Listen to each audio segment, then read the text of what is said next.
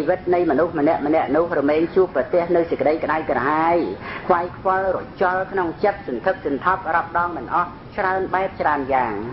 ក្នុងបណ្ដាសេចក្តីក្តៅក្រហាយនោះមានសេចក្តីក្តៅក្រហាយព្រោះសេចក្តីប្រកម្មនៃខ្លួនឯងរួមជាមួយផងសេចក្តីប្រកម្មដែលពោលមកនេះគឺការដែលមនុស្សយើងទៅចាប់យកមកហួងហែងនៅអ្វីណារហូតតតែខ្លាំងហួសដូចជាចាប់យកនៅមនុស្សទាំងឡាយណារបស់ទាំងឡាយណាការងារទាំងឡាយណាឋានៈទាំងឡាយណាទាំងការចេះដឹងរហូតដល់គំនិតរបស់ខ្លួនជាដើមទាំងអស់នេះមកហួងហែងប្រកាន់មន់ខ្លាំងពេកទៅគឺនៅក្នុងសេចក្តីប្រកាន់ថាជារបស់យើងសេចក្តីប្រកាន់ដូចនេះឯងជាហេតុជាដើមចំនៃសេចក្តីក្តៅក្រហាយនិងទុក្ខសោកព្រាមក្រំដែលតែងតែមាននៅក្នុងមនុស្សម្នាក់សេចក្តីប្រកាន់ក្នុងអ្វីណាក៏នឹងទុក្ខសោកក្តុកក្តួលក្នុងអ្វីនោះបើមិនប្រកាន់ក្នុងអ្វីណាទេក៏នឹងមិនទុក្ខសោកមិនក្តុកក្តួលនិងមិនក្តៅក្រហាយក្នុងអ្វីនោះឡើយបើកូនត្រូវការឲ្យមានជីវិតរស់នៅជាសុខពិតកូនត្រូវព្យាយាមលះលែងក្នុងចិត្តនៅអ្វីនោះឲ្យថយចុះនៅសេចក្តីប្រកាន់កូនត្រូវចាំទុកនៅពាក្យនេះគឺកុំចង់បានរបស់ដែលអត់កុំជាប់ចិត្តនឹងរបស់ដែលមាន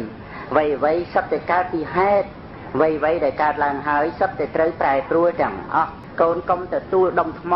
កុំទទួលនៅភារៈអ្វីឲ្យធ្ងន់ហួសជាធម្មតានៃភារៈដែលរែកទូលវារមែងធ្ងន់រឿយលុះដល់ដាក់ចុះទម្លាក់ចោលបានវារមែងអស់ធ្ងន់និងអស់ការលឿយហត់តទៅទៀតដែរភារៈដែលចិត្តទទួលរែកពុនឬប្រកាន់ទុកនេះវាមិនងាយនឹងដាក់ចុះបានទៅងាយឡើយដូច្នេះហើយទើបវាធ្វើឲ្យធ្ងន់នៅក្នុងចិត្តនិងក្តៅក្រហាយជានិច្ចកាលទោះបីថាជាភារៈឬទូលរែកនៅភារៈអ្វីទៅនោះដោយមិនប្រកាន់ចំពោះភារៈនោះខ្លាំងពេកទេពេលណាគួរដាក់ក៏ដាក់ពេលណាគួរទូលរែកក៏ទូលរែកទៅធ្វើបានដូចនេះវាក្រន់ធូរទ្រូងខ្លះ